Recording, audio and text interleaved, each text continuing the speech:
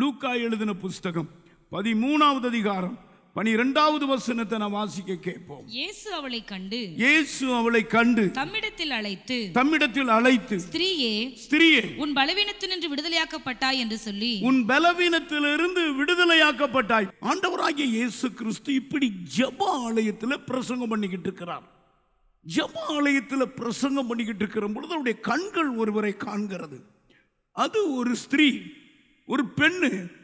அவள் பாருங்க, எல்லாரும் ஆண்டவரை ஆராதித்துக் கொண்டிருக்கிறாங்க. இந்த பெண் மட்டும் ஜனங்களுக்கு காலுக்கு கீழே குனிஞ்சி ஆராதித்துக் கொண்டிருக்கிறதை இயேசு பார்க்கிறார். உடனே ஆண்டவர் அந்த பெண்ணை அழைத்து, உன் பலவீனத்திலிருந்து இன்னைக்கு நீ விடுதலை ஆகிறன்னு சொல்லி அந்த நிமிஷத்துல விடுதலை. எல்லாருக்கும் முன்னால ஸ்திரீயே, உன் பலவீனத்திலிருந்து உன்னை நான் விடுவிக்கிறேன்னு இயேசு விடுவிக்கிறார். எல்லாரும் பிடிச்சுக்கிட்டாங்க. அது ஓய்வு நாள் இருக்குது. இவர் என்ன பரத்திலிருந்து வந்த இவர் எப்படி சொல்றதெல்லாம் பொய்யால இருக்குது அப்படின்னு சொல்லி அவரை பிடிச்சிட்டாங்க, குற்றம் காட்டுறாங்க. உடனே இயேசு விளக்கமாக சொல்றார், 18 வருஷமாய் சாத்தான் கட்டியிருந்த ஆபிரகாமின் குமாரத்திய இந்த கட்டிலிருந்து அவிழ்த்து விட வேண்டியதில்லையோங்கிறார் கைகளை உயர்த்தி.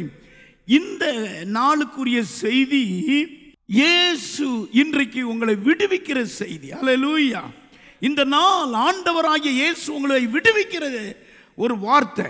இயேசு அவளை தம்மிடத்தில் அழைத்து, ஸ்திரீயே உன் பலவீனத்திலிருந்து நீ விடுதலையாக்கப்பட்டார். ஆண்டவராகிய இயேசு கிறிஸ்து இந்த உலகத்துக்கு வந்ததின் நோக்கமே சாத்தானுடைய கையில் இருந்த ஜனங்களை விடுதலை செய்யத்தான் வந்தார். யோவான் 8:36 குமாரன் விடுதலையாக்கினால் மெய்யாக விடுதலை. என் பரலோக தேவன் என் மேல வைத்திருக்கிற அபிஷேகம். இயேசுவை எல்லாரும் சாதாரண ஆள் நினைச்சாங்க. தம் மேல இருக்கிற அபிஷேகத்தை குறித்து லூக்கா 4:18 சொல்றாரு, கட்டுண்டவர்களை, அதாவது சிறைப்பட்டவர்களை விடுதலையாக்கும்படியாக ஒரு அபிஷேகத்தோடு கர்த்தரை அனுப்பி இருக்கிறாருங்கிறார். அல்லேலூயா. அருமையான மகனே, இன்னைக்கு உங்களுக்கு விடுதலை. கர்த்தர் உங்களை விடுவிக்கத்தான் கொண்டு வந்திருக்கிறார். இவள் யார் தெரியுமா? ஆபிரகாமின் குமாரத்தி, நல்ல கிறிஸ்தவா, இஸ்ரவேல் கோத்திரத்தில் உள்ளவா. அவளுக்கு விக்கிரகம் என்னன்னு தெரியாது. ஆண்டவர் சொல்றான், ஆபிரகாமின் குமாரத்தையை இவளை சாத்தான் கட்டி வச்சிருந்ததுங்கிறார். அப்ப பாருங்க, இத அவ பெருசா என்னல, அவள் ஆர்வம் எல்லாம் ஆராதனைக்கு வரணும், ஜெபாலயத்துக்கு வரணும். அவளுடைய நோக்கம் எல்லாம் ஆராதிக்கணும். ஒரு நாளும் ஆராதனை விட்டுறக்கூடாது. தனக்கு வந்த அந்த வியாதி, இந்த அதாவது நிம்மற முடியாத கூனியா இருந்தாலும், அப்ப பாருங்க, வில்லா வளைச்சிருக்கிறது. யாரையும் அவ குறை சொல்லல. சாத்தான் எனக்கு பிடிச்சிருக்குன்னு சொல்லல, இல்லை எனக்கு ஜோமணி விடுதலை வாங்கித்தாங்கன்னு கேட்கல. எல்லார்கிட்டையும் நல்லா, அதாவது விசுவாசிகள்கிட்ட ஐக்கியமா இருக்கிறான். தன்னுடைய நோயை சொல்லவே இல்லை. எவ்வளவு சந்தோஷமான ஒரு சகோதரி பாருங்க. ஆண்டவருடைய இருதயத்துக்கு ஏற்ற மகா பாருங்க. ஒரு நாள் 2 நாளா அந்த பலவீனம் இருந்தது. கரெக்டா சொல்றாரு, 18 வருஷமா சாத்தான் கட்டி இருந்தான். நீங்க ஒரு பலவீனம் வந்த ஆலயத்துக்கு வர மாட்டேங்கீங்களே, முகத்துல ஒரு சின்ன கட்டி வந்தா வர மாட்டேங்கீங்களே. ஒரு சகோதரியை கேட்டேன், அட பல்லு வலி வந்து வீங்கி இருக்குது, ஞாயிற்றுக்கிழமை ஏமா வரல? பாஸ்டர் பல்லு வலிச்சிட்டு. இது எத்தனை வருஷமா? எல்லாரும் பார்க்க மறைவான வியாதி இல்லை, எல்லாரும் பார்க்கக்கூடிய ஒரு நோய். கொஞ்சமேனும் அப்படி எழுதி இருக்கிறது பைபிள்ல, நீங்க படிங்க. நிம்மற முடியாத கூனியா இருந்தான்னா பாருங்களேன், எல்லாரும் ஆண்டவரை உயர்த்தி ஆராதித்து ஓசனான்கிற போது அவங்க காலுக்கு கீழே தான் இவ பார்த்திருப்பா. ஆண்டவராகிய இயேசுவின் முகத்தை அவ பார்க்க முடியல, வானத்தை பார்க்க முடியல, சூரியனை பார்க்க முடியல, சந்திரனை பார்க்க முடியல, மேன்மையான அந்த மழை எங்கிருந்து வருதுன்னு அப்படி பார்க்க முடியல. ஏன்னா அவன் கொஞ்சமேனும் நிமிர முடியாத கூனி. அதை கொஞ்சம் யோசித்து பாருங்க. நீங்களா இருந்தா அப்படி வருவீங்களா? ஆலயத்தை ஆராதனைய விடாதவா? எத்தனை ஆராதனை நீங்க விட்டுருக்கீங்க? எத்தனை நாள் நீங்க சபை கூடி வர்றதை நீங்க விட்டு விட்டீங்க. இவளை பாருங்க கொஞ்சம். ஆபிரகாமின் குமாரத்தி ஆராதனைக்கு ஜபாலயத்தில் இருக்கிறா. ஆண்டவர் பிரசங்கம் பண்ணிக்கிட்டு இருக்கிற பொழுது சரியாய் அந்த அம்மாவை பார்க்கிறார், அழைக்கிறார், கைகளை வைக்கிறார். விடுதலை ஆயிடுச்சு. கைகளை தட்டி கர்த்தரை மகிமைப்படுத்துங்க.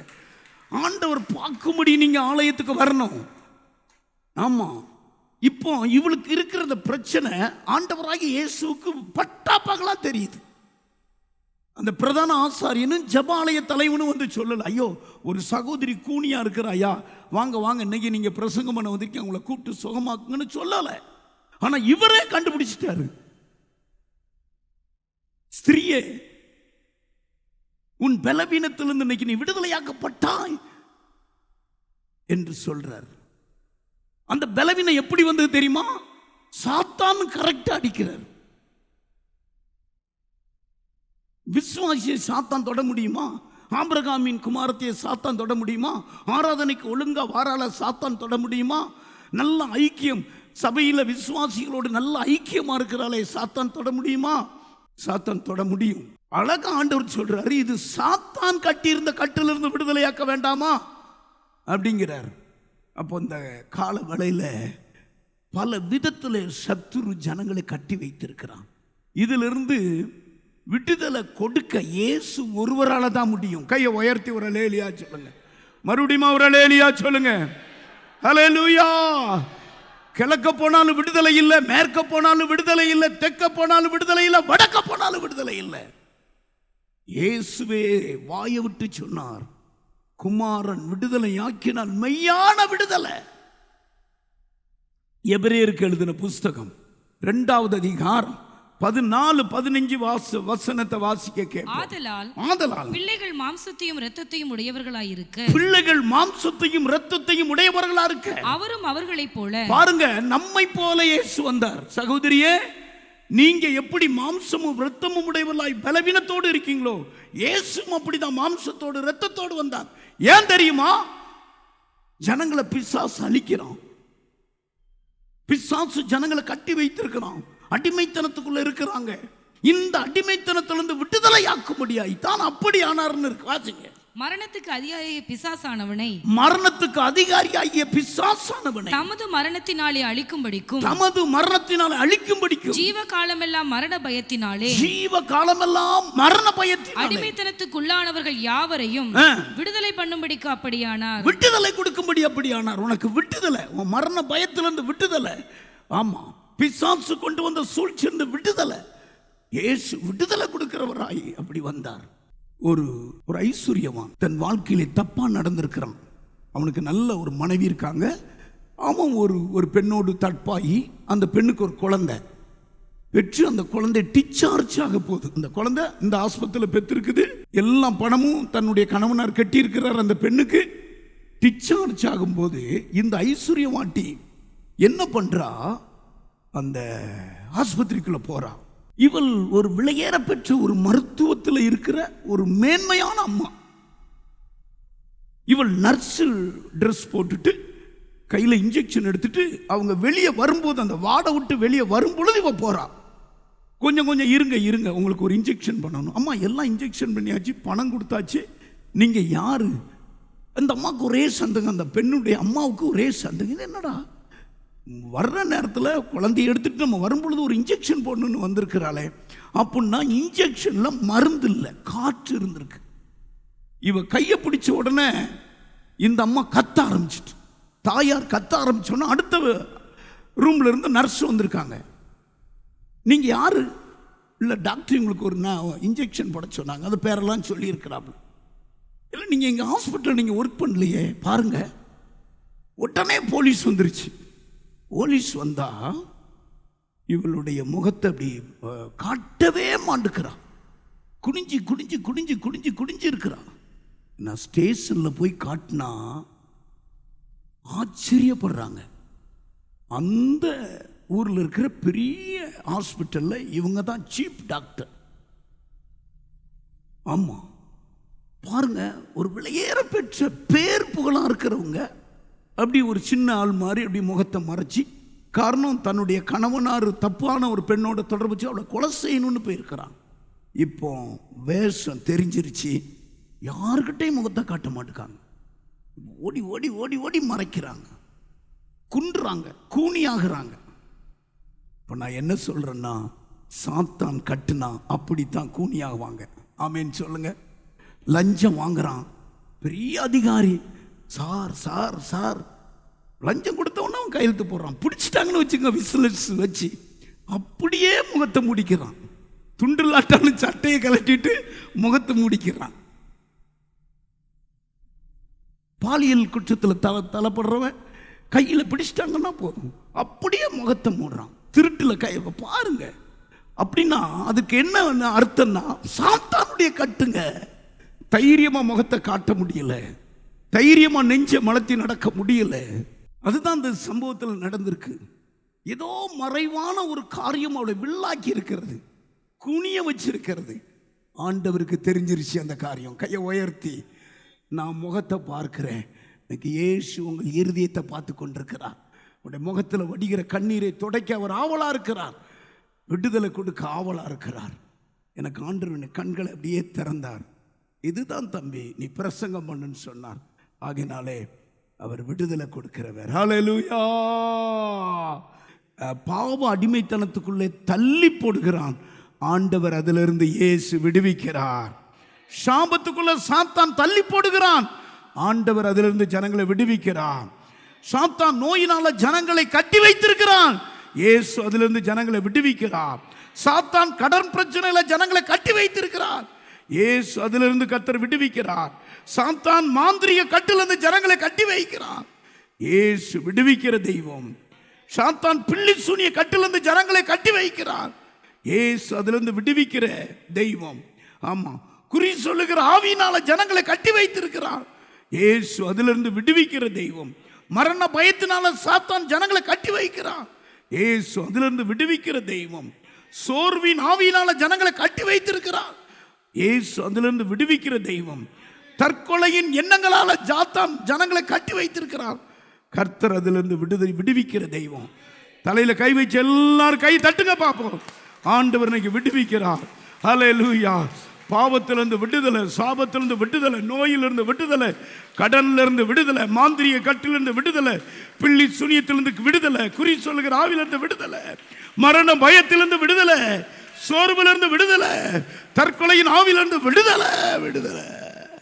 சுவிசேஷம் மத்தேயு எழுதின இந்த புத்தகத்தில் 7 விடுதலையை கொடுக்கிறார் ஒரே புத்தகத்தில். அடுத்து 9வது அதிகாரத்தில் 15 விடுதலையை வைத்திருக்கிறார். இந்த புத்தகத்தில் மட்டும் 7 பேருக்கு விடுதலை கொடுக்கிறார். அதை நீங்க படிக்கிறீங்களா? 8:2 வாசிங்க. ஒரு குஷ்டரோகி, அவர் மலையிலிருந்து இறங்கி வந்தவன ஒரு குஷ்டரோகி கையை ஏந்துறான். குஷ்டரோகி வரக்கூடாது, இயேசுவை பார்க்க கூடாது. ஆமா, உமக்கு சுத்தம் இருந்தால் என்னை சுத்தமாக்க உம்மால் ஆகும். உடனே ஆண்டவர் தொட்டு சுகம் கொடுக்கிறார், அவனுக்கு விடுதலை கொடுக்கிறார். பாருங்க, தோல் வியாதியில கஷ்டப்பட்டு வந்திருக்கீங்களா? இன்னைக்கு விடுதலை. வாசி வந்த வசனத்தை. அப்பொழுது குஷ்டரோகி ஒருவன் வந்து அவரை பணிந்து, ஆண்டவரே, உமக்கு சுத்தமானால் என்னை சுத்தமாக்க உம்மால் ஆகும் என்றார். கவனிங்க, இது விடுதலை, குஷ்டரோகிக்கு விடுதலை. இது ஸ்கின்ல வர்ற நோய். இன்னைக்கு கூட இந்த செய்தியை கேட்கிற உங்க வாழ்க்கையில ஸ்கின்ல உங்க நோய் இருக்குதா? கட்டு உடைக்கிற ஜபத்துக்கு 2 பேர் டீச்சர், 2 பேர் கவர்மெண்ட் ஸ்கூல்ல ஒர்க் பண்றாங்க. கடந்த நாட்கள் ஒரு பெரிய மெடிக்கல் அவங்க திறந்தாங்க, என்னை வச்சு திறந்தாங்க. நானும் ஞானமணி ஐயாவும் போனோம். சொன்னாங்க, எங்க சாட்சி கொடுக்க சொன்னாங்க. பாஸ்டர், ஒரு நாள் நீங்க பெனியல் டிவியில் செய்தி கொடுக்கும்போது உங்க செய்தியை கேட்டேன், இந்த சர்ச்சுக்கு எப்படியாவது போகணுன்னு வந்தேன். கட்டு உடைக்கிற ஜபத்துக்கு நான் வந்தேன். அவங்க சொல்றாங்க, சீப்பு வச்சிருப்பாராம், சுரண்டிக்கிட்டே இருப்பாராம். கட்டு உடைக்கிற ஜபத்தில் ஒரு ஒரு மாபெரும் ஒரு வல்லமை, ஒரு கரமே என்னை தொட்டது. அப்பத்திலிருந்து அந்த நோய் மாறிட்டு பாஸ்டர். ஹல்லேலூயா. ஆமாம், அந்த நோய் மாறிட்டு. அப்போ அவங்க ஒரு பெரிய ஆச்சரியம். என்னை கூப்பிட்டு அந்த மெடிக்கல் திறந்தாங்க. நான் தான் திறந்து வச்சேன். அவங்க சொல்கிறாங்க, எத்தனையோ மருந்து மாத்திரையெல்லாம் போட்டும் எனக்கு கொஞ்சமேனு கூட சுகமாகாதது. கர்த்தருடைய வல்லமை கட்டு உடைக்கிற ஜபத்தில் பாஞ்சு அன்னையிலிருந்து எனக்கு அந்த ஊரிலே கிடையாது பாஸ்டர். பாருங்க, முத இதில் 7 எழுதி வச்சிருக்கிறேன். குஷ்டரோகிக்கு விடுதலை. அதற்கடுத்து 13வது வசனத்தில் திமிர்வாதக்காரனுக்கு விடுதலை. படிங்க டக்குன்னு.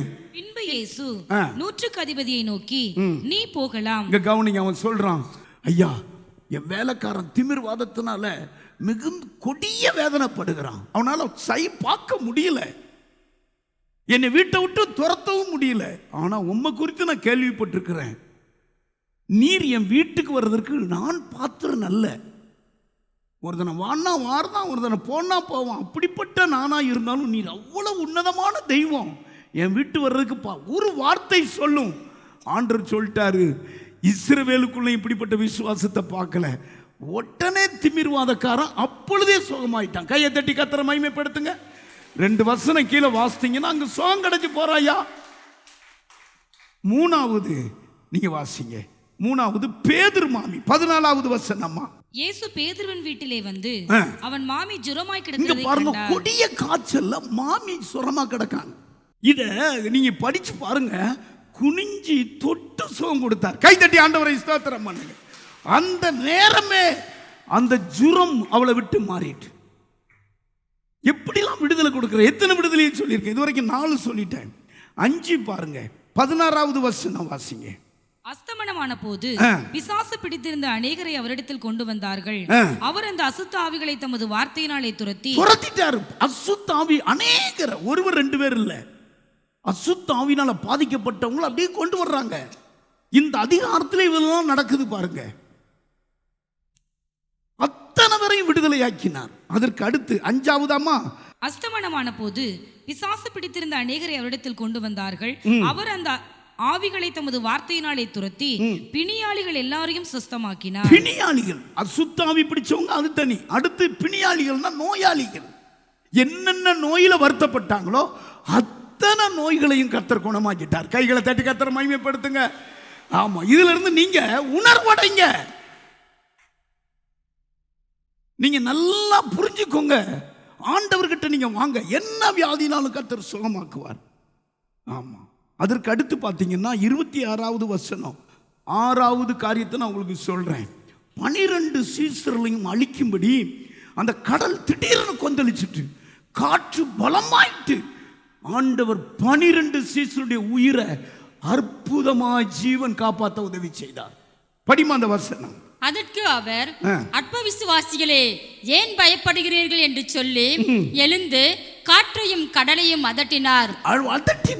உடனே மிகுந்த அமைதல் உண்டாயிற்று. அல்லேலூயா. கைகளை உயர்த்தி கம்ப்ளீட்டா அழிச்சு போட. ஆமா, கம்ப்ளீட்டா அட்ரஸ் இல்லாமல் அது அப்படி கவுத்தி போட. இப்ப நம்ம படிக்கிறோம் அல்லவா, எத்தனை காரியம் கேட்கும். படகு சவாரி போனாங்க, அத்தனை பேரும் விழுந்தாங்க. 26 பேர் ஒரே நேரத்தில் செத்தாங்கன்னு. திடீர்னு காற்று பயங்கரமா வந்துருச்சு.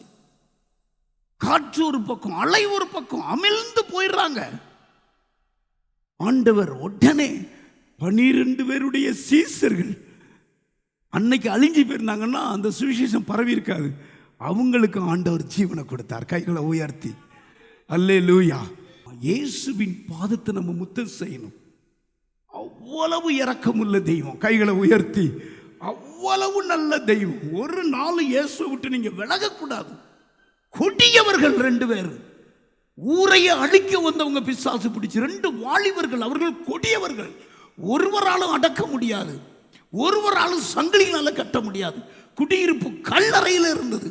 அவங்க வந்து கவனிக்கிறீங்களா, விட்டா அழிச்சிருவாங்க எல்லாரையும். ஆமா, யாரும் அவங்க கிட்ட போக முடியல. 28வது வசனம். அவர் அக்கறையிலே கெர்கெசனேர் நாட்டில் வந்தபோது பிசாசு பிடித்திருந்த 2 பேர் பிரேத கல்லறைகளிலிருந்து புறப்பட்டு அவருக்கு எதிராக வந்தார்கள். அவர்கள் மிகவும் கொடியராய் இருந்தபடியால் அந்த வழியாக ஒருவனும் நடக்க கூடாது இருந்தது. அவர்கள் யாரு கவுனிங்க? மிகவும் கொடியவர்கள். வைத்தியக்காரன் ஒரு இரும்பு வச்சுட்டு அங்கிட்டு இங்கிட்டு நடக்கிறான், திடீர்னு முடைக்கிறான்னா உடனே போய் போலீஸ் பிடிச்சிடும். சேதப்படுத்திடக்கூடாது. அங்க எல்லாரும் ஓடுறாங்க. ஏன்னா மிகவும் கொடியவர்கள். பிசாசு பிடிச்சிருக்குது அவங்களுக்கு. இயேசுவை பார்க்கும் பொழுது இவர் தெய்வம்னு தெரிஞ்சிட்டு, உன்னதமான தேவனுடைய குமாரனே உம்மை இன்னாரற்று அறிவு, நீர் தேவனுடைய பரிசுத்தர். எங்களை இந்த பன்றி கூட்டத்துக்குள்ள அனுப்பும் பாருங்க. அப்படி அனுப்பி 2000 பன்றிகளோடு மாண்டு போனது. அதற்கு அடுத்து அந்த பிசாசு பிடிச்சவங்க புத்தி தெளிந்து வஸ்திரம் தரித்து அவருக்கு பின் சென்றார்கள். கைகளை தட்டி கர்த்தரை மகிமைப்படுத்துங்க. இது இன்னைக்கும் இந்த அற்புதம் இயேசு செய்வார், இன்னைக்கும் செய்வார், இப்பொழுது செய்வார், இப்பொழுது நம் ஜெபிக்கும் போது செய்வார். ஆனா விடுதலையை பெறுகிறதற்கு 3 வழி இருக்கிறது. முதல் வழி, ஜெபிக்க ஜெபிக்க நீங்க மற்றவர்களுக்காக ஜெபிக்கும் போதெல்லாம் உங்களுக்கு எல்லா விதத்திலையும் உங்களுடைய சிறையிருப்ப ஆண்டவர் மாத்திடுவார். ஒரு சிறைக்குள்ள இருக்கீங்களா? இதுல எப்படி இந்த காலத்துக்கு நமக்கு விடுதலை வேணும்னா ஜெபம் என்கிற ஆயுதத்துல தான் விடுதலை. அவரை பிடிச்சு ஜெபம் பண்ணணும். இதுக்கு யோபு கவுனிங்க 10 பிள்ளைகள் இழந்துட்டார், மனைவியும் பின்வாங்கி போயிட்டான். நீ உத்தமத்தில் உறுதியா இருக்கிறேன்னு அவனுடைய உயிர் சிநேகிதர்கள் எல்லாம் உம்முடைய வாழ்க்கை எல்லாம் போலி வாழ்க்கை வாழ்ந்திருக்கிறீர், நடிச்சிருக்கிறீர், தெய்வம் கூட கிடையாது. ஆனா இவர் யார் தெரியுமா? அவங்களுக்காகத்தான் ஜெபம் பண்ணிக்கிட்டே இருந்தார். யோபு எழுதின புஸ்தகம் 42வது அதிகாரம் 10வது வசனம். சிநேகிதருக்காக வேண்டுதல் செய்த போது, யோபு தன் சிநேகிதருக்காக வேண்டுதல் செய்யும் பொழுது கர்த்தர் அவன் சிறையிருப்பை மாற்றினார். என்ன அமைதியா இருக்கீங்க? தலையை அப்படி தட்டுங்க பாப்போம். ஒரு ஒரு ஒரு ஒரு ஜெபாவி உங்களுக்குள்ள வரணும். எல்லாவற்றையும் இந்த பூமியில சத்துரு பார்க்கும்படி இரட்டத்தனியான ஆசீர்வாதம் வரணுமா?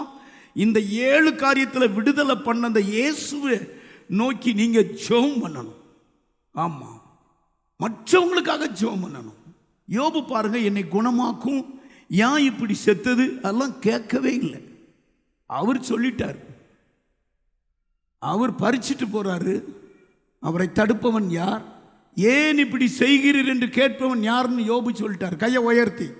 ஆனா நிந்தித்தவங்களுக்காக அவர் ஜெபம் பண்ணிட்டே இருக்கிறார். பாருங்களேன், யோபு தன் சிநேகிதருக்காக ஜெபம் பண்ணும் போது கர்த்தர் அவன் சிறையிருப்பு அவனுக்குள்ள ஒரு விடுதலையை கொடுத்தாரு.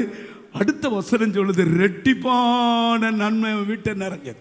நான் நினைக்கிறேன் நீங்க எல்லாரும் செல்வந்தர்களா மாறணும். கைகளை உயர்த்தி, ஒருவருக்கு நம்ம அடிமைப்படக்கூடாது. ஆமா, நம்ம வீட்டில் எல்லா பொருட்களும் இருக்கணும். இங்க ஜெபம் பண்ணணும்.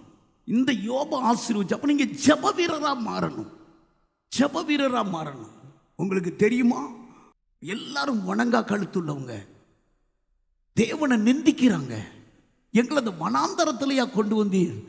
நாங்க எகிப்தில் வெள்ளரிக்காயை சாப்பிட்டுக்கிட்டு நல்லா இருந்தோமே, கொமட்டிக்காய் கிடைச்சது சாப்பிட்டுக்கிட்டு இருந்தோமே, வெங்காயம் நிறைய கிடைச்சது, இங்க ஒன்றும் இல்லாத இடத்துலன்னு முறுமுறுத்தாங்க. ஆண்டவர் ஒரு தடவை பார்ப்பார், 2 தடவை பார்ப்பார், 3 தடவை பார்ப்பார், 4 தடவை பார்ப்பார். மனுஷன் ஆவியோடு கூட கர்த்தர் எப்பொழுதும் போராட மாட்டார். கவனிக்கிறீங்களா? அழிக்க கிட்ட வந்துட்டார். நீங்க வாசித்து பாருங்க, யாத்திராகமம் எழுதின புஸ்தகம் 32வது அதிகாரம் 32வது வசனத்துல மரிக்கிறாருங்க. மோசே மரிக்கிறார். அந்த வசனம், ஆகிலும் தேவரீர் அவர்கள் பாவத்தை மன்னித்தருளினால் மன்னித்தருளும், இல்லாவிட்டால் நீர் எழுதின புஸ்தகத்திலிருந்து என் பெயரை கிறுக்கி போடு. எப்படி ஜெபம் பண்றாரு பாருங்க. இப்ப ஆண்டவர் சொல்றார், அடுத்த பகுதியில் நீங்க வாசித்தா, ஆகையால் என் கோபம் இவர்கள் மேல் மூளவும் நான் இவர்களை அழித்து போடவும் நீ என்னை விட்டுவிடு, நீ என்னை விட்டுவிடு, உன்னை ஒரு பெரிய ஜாதியாக்குவேன். உனக்கு எனக்கு தான் டீலிங், நீ ஏன் என்ன மறிக்கிறப்பா? 9வது வசனம் படிச்சா, அவங்க வணங்கா கழுத்துள்ள ஜனங்க, இவங்க என்ன சொன்னாலும் கேட்க மாட்டாங்க, இவங்களை நான் அழிக்க போறேன், இவங்க என் கோபமெல்லாம் இவங்க மேல வந்து குமிய போகுது, நீ என்னை விட்டுரு. நீ ஏன் இப்படித்தான் நம்ம மறிச்சுக்கிட்டு இருக்கணும். கையை உயர்த்தி, கண்ணால யாருக்கு நம்ம துரோகம் பண்ணக்கூடாது, எந்த குடும்பம் கெட்டு போகணும்னு நம்ம ஜெபம் பண்ணக்கூடாது. நம்மளை விட நம்ம சத்துருக்கள் நல்லா இருக்கணும்னு ஜெபம் பண்ணணும். என்ன அமைதியா இருக்கீங்க? என்னை அடிச்சிட்டியாப்பா, என் பொருளை எடுத்து நல்லா இருப்பா, நீ சந்தோஷமா இரு. என்னை நிந்திருக்கியா, நல்லா இருப்பா, இன்னும் ஒரு அடி கூட வந்து அடிச்சுக்கோ. லூக்கா எழுதின புஸ்தகம் 23வது அதிகாரம் 34வது வசனத்தை வாசிமா. அப்பொழுது இயேசு, பிதாவே இவர்களுக்கு மன்னியும், பிதாவே இவர்களுக்கு மன்னியும், தாங்கள் செய்கிறது இன்னதென்று அறியாதிருக்கிறார்களே என்றார். பாருங்க, அறியாம இருந்தாங்க, தெரிஞ்சுதான் செஞ்சாங்க. எல்லாமே தெரிஞ்சுதான் சொன்னாங்க. பராபாச விடுதலை செய்யும், இவரை இயேசு என்கிறவரை சிலுவையில் அறையும். பிலாத்துவே இவர்தான் குற்றவாளி, அவர் எவ்வளவோ சொல்றார், ஒரு குற்றத்தையும் காணலையப்பா. மனைவி சொல்றா, நீதிபதி நீதிமான் என்று காண்கிறேன், நீர் விசாரிக்கிற அந்த கூண்டில் நிறுத்தி இருக்கிறவர் நீதிமான் என்று காண்கிறேன், நான் ராத்திரியில வெளிப்படையாய் நான் சொப்பனம் கண்டேன். மனைவி ஓடி வந்து சொல்றா, பிலாத்து மனைவி. ஆனா ஜனங்கள் எல்லாம் சொல்றாங்க, அவர் சொல்றாரு, இவர் அடிச்சுட்டா இந்த இரத்த புள்ளி என் குடும்பத்துக்கு வரக்கூடாதுன்னு ஒரு கையை கழுவுற. அவங்க ஜனங்கள் என்ன சொன்னாங்க தெரியுமா? என் மேல வரட்டும், என் பிள்ளைகள் மேல வரட்டும். இன்னைக்கு அதான் யூதர்கள் சிதறடிக்கப்பட்டிருக்கிறாங்க. சும்மா யுத்தம் வருமா? ஆமா, இன்னைக்கு தண்டனை. ஹிட்லர்னு ஒரு மனுஷன் வந்து ஒரே ரூம்ல பல லட்சம் யூதர்கள் அழிச்சு போட்டான். காரணம் அவங்க தான் சொன்னாங்க, இரத்தப்பள்ளி எங்க மேல வரட்டும்னாங்க. காலங்கள் அமைதியா இருந்தது, ஒரு நாள் ஃபுல்லா அழிஞ்சாங்க. ஆனாலும் இயேசு கிறிஸ்து வழியில வந்த யூதர்கள் அல்லவா மறுபடி செலுத்தாங்க. கையை உயர்த்தி எல்லாரும் ஒரு அல்லேலூயா சொல்லுங்க. இப்போ நான் என்ன சொல்றேன்னா, நாம் அனுதினமும் மற்றவங்களுக்காக ஜெபிக்கணும். நம்முடைய சிறையிருப்பை கர்த்தர் மாற்றிடுவார், நமக்கு கை மேல விடுதலை தந்துடுவார். ரெண்டாவது, இந்த மாதிரி சபை கூடி வந்து ஜெபம் பண்ணும் போது மாபெரும் விடுதலை கிடைக்குது. சபை கூடி வந்து ஜெபி, அதாவது பேதுரு சிறையில் இருந்தார். யார் ஜெபம் பண்ணா சொல்லுங்க? சபையார் ஜெபம் பண்ணாங்க. அப்போஸ்தலர் எழுதின புஸ்தகம் வாசிமா 12. அப்பொழுது கர்த்தருடைய தூதன் அங்கே வந்து நின்றான். அறையிலே வெளிச்சம் பிரகாசித்தது. அவன் பேதுருவை விலாவிலே தட்டி சீக்கிரமாய் எழுந்திரு என்று அவனை எழுப்பினான். 5வது வசனம் வாசி. அப்படியே பேதுரு சிறைச்சாலையிலே காக்கப்பட்டிருக்கையில் சபையார் அவனுக்காக தேவனை நோக்கி ஊக்கத்தோடே ஜெபம் பண்ணினார்கள். பாருங்க, கவனிங்க, இந்த சபை கூடி பண்ற ஜெபம் அவ்வளவு வல்லமை உள்ளது. கையை உயர்த்தி ஆமேன்னு சொல்லுங்க. சபையாரு ஜெபம் பண்ணணும். ஒரு காரியம் கேள்விப்பட்டா அப்படி கதறணும். நீங்க சபையில உபவாச ஜெபம் நடந்தா முதல்ல நீங்க வரணும், கண்ணீர் வடிக்கணும். பேதுரு ஊழியக்காரன் சிறையில் இருக்கிற பொழுது மன்னிப்பு போய் கேட்கல, என்ன குற்றம் செஞ்சாருன்னு விசாரிக்க போகல, கூடி ஜெபம் பண்ணாங்க. கையை உயர்த்தி ஆமேன்னு சொல்லுங்க. பாருங்க, இங்க ஜெபம் பண்ணிக்கிட்டு இருக்க ஒரு தூதன் போய் பேதுருவை வெளியே கொண்டு வந்து ஜெபம் பண்ற வீட்டையே பேதுரு வந்து தட்டுறாரு. கையை தட்டி ஆமேன்னு சொல்லுங்க. ஜெபிக்கிற சபைக்கு ஆத்துமாக்கள் குவியும். ஆமாயா, சபையார் ஜெபிக்கணும். அப்படி ஜெபிக்கிறீங்களா? கூடி ஜெபிக்கிறீங்களா? மாமா கதை பேசிட்டு இருக்க கூடாது. ஃப்ரீயா இருக்கிறியாமா, எங்க வீட்டுக்கு வாங்க, ஜெபம் பண்ண வாங்கன்னு கூப்பிடணும்.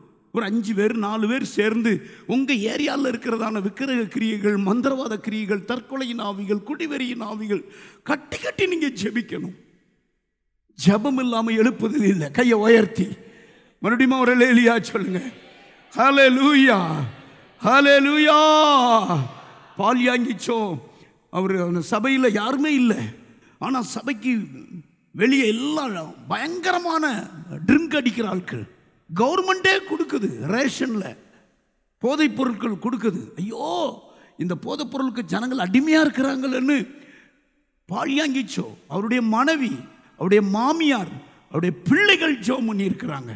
ஒரு ஆத்துமா வந்திருக்குது. பிரசங்கெல்லாம் பண்ணலையாமா, அவர் ஜெபம் ஜெபம் ஜெபம் தான். ஆமா, 20 லட்சம் ஜனங்கள் ரட்சிக்கப்பட்டாங்க. கையை உயர்த்தி சபை ஜெபம். மாமியாரை பார்த்து சொல்லுவோம், நீங்க தான் ஆண்டி ஜெபிக்கிறேன்னா, நீங்க தான் சபையாரு. ஆமா, சபை வளர்ச்சி மிக மிக முக்கியமானது. ஹல்லேலூயா.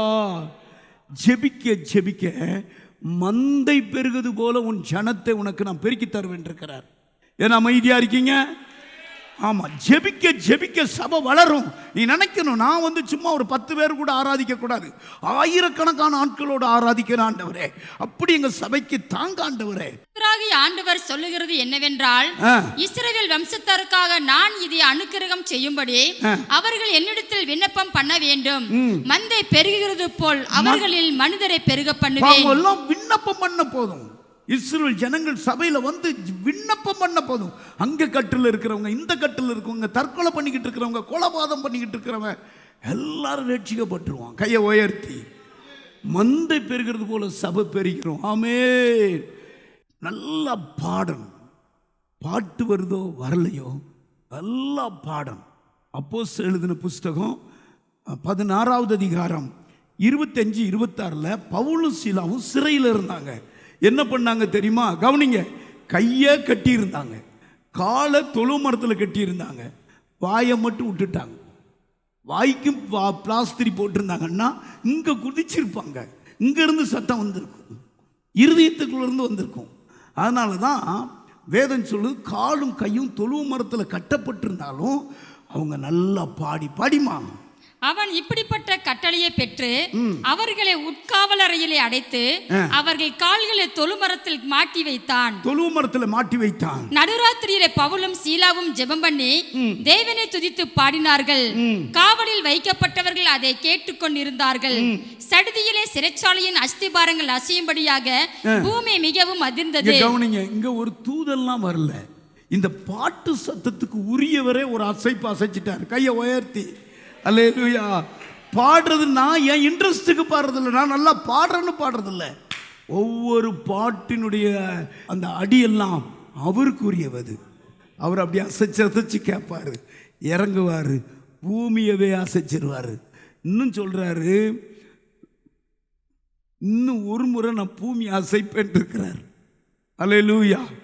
விரும்பத்தக்கவர் வருவார், இன்னும் ஒரு முறை பூமி அசைப்பாருங்கிறார். அப்படின்னா மாபெரும் எழுப்புதல் வரப்போகிறது. அல்லேலூயா. பாட்டில் அவ்வளோ விடுதலைங்க. நீங்கள் பாடுங்க, விடுதலை வந்துடும். நீங்களும் பாடலை என்னமோ எதை நினைக்காதீங்க.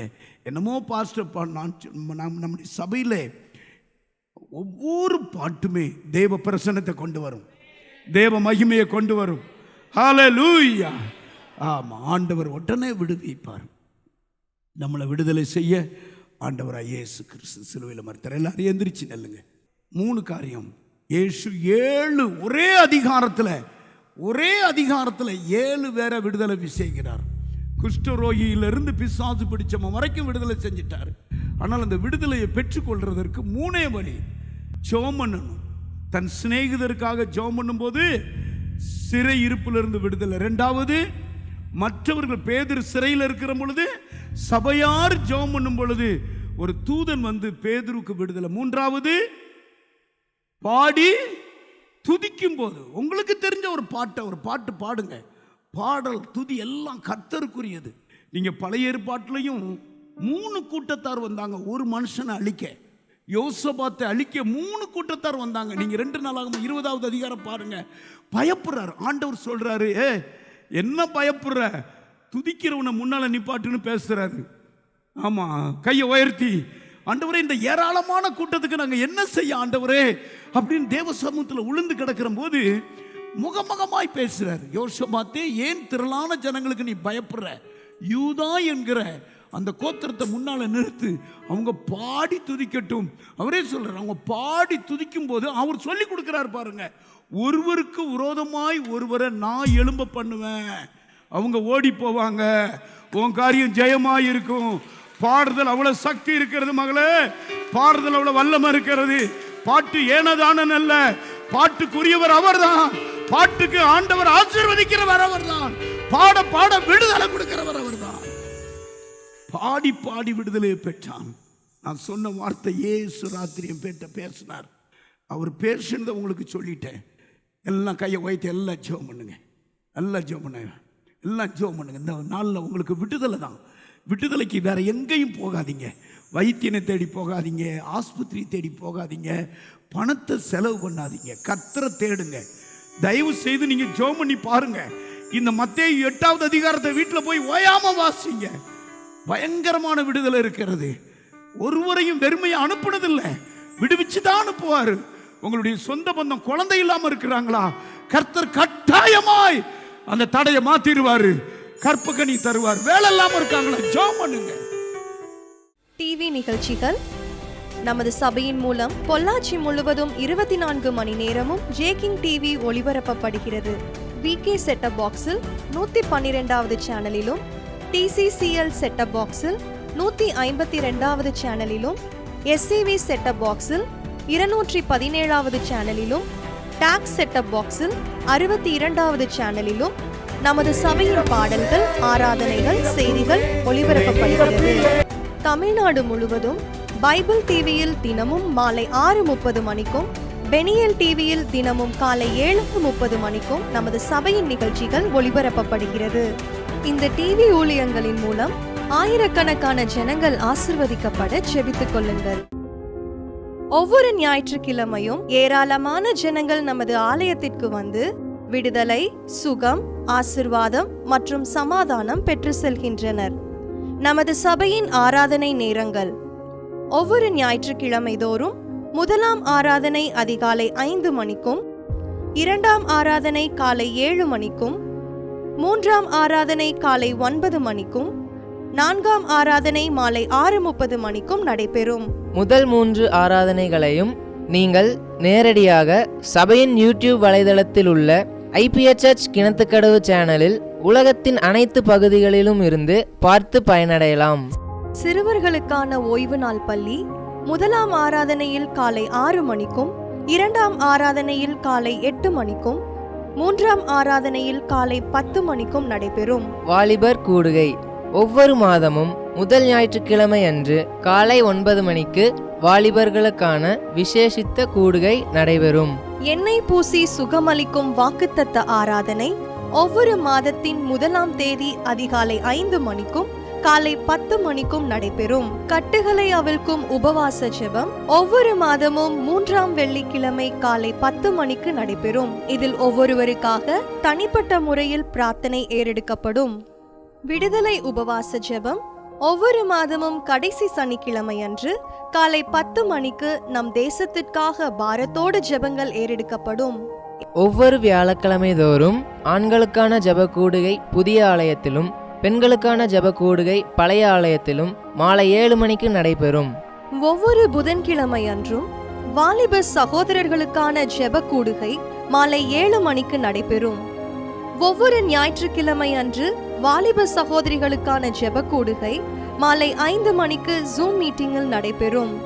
நமது சபையில் தினமும் காலை 10 மணி முதல் 2 மணி வரை சபைக்காகவும் தேசத்திற்காகவும் ஜெபங்கள் ஏறெடுக்கப்படும். இக்கூட்டங்களில் கலந்து கொண்டு தேவ ஆசிர்வாதம் பெற யாவரையும் அன்புடன் அழைக்கிறோம். எங்களது முகவரி: IPA ஜெப ஆலயம், சர்வம் தியேட்டர் பின்புறம், பொள்ளாச்சி மெயின் ரோட், கிணத்துக்கடவு, 642109. ஜெப உதவிக்கு 9443435618 9488873284.